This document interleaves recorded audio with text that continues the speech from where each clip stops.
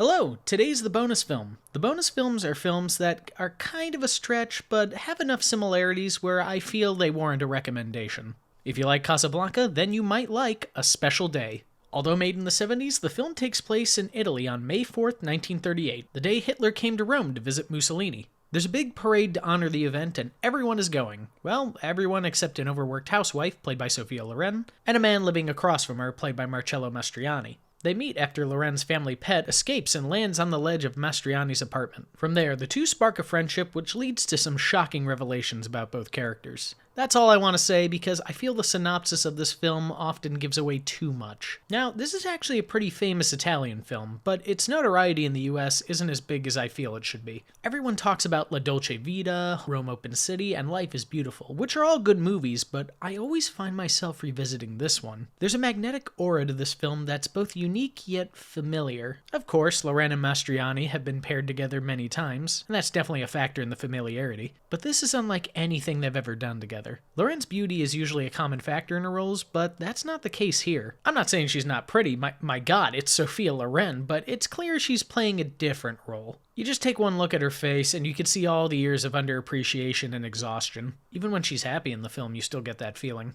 A look like this is not easy to convey, and it further proves what a magnificent talent she is. Even the way she moves speaks volumes. Her posture, the way she walks and stands communicates so much more to us than any monologue ever could. That being said, Loren does speak a lot, but it's never overkill. Her demeanor carries the weight of her backstory. Mastrioanni is often called the king of cool. He's usually some suave guy who knows how to get what he wants, but here it's the total opposite. He's mundane, sheepish, and kind of a coward. It's a side that Mastrioanni doesn't get to show off too much, but when he does, it's enthralling to watch. There's something refreshing about seeing him in a role like this.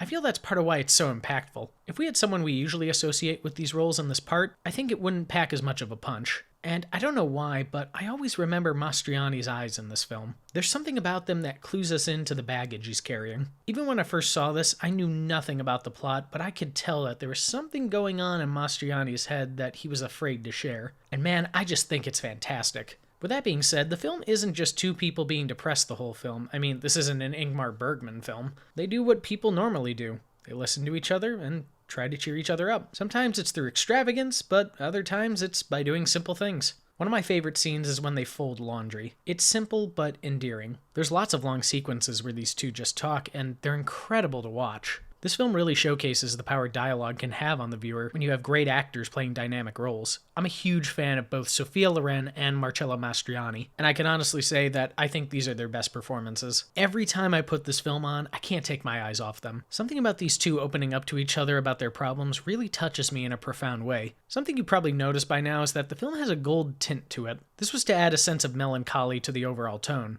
At first, I thought it was distracting, but after about 10 minutes, I was so drawn into the story that I didn't even notice it. I also think it helps give the film an identity.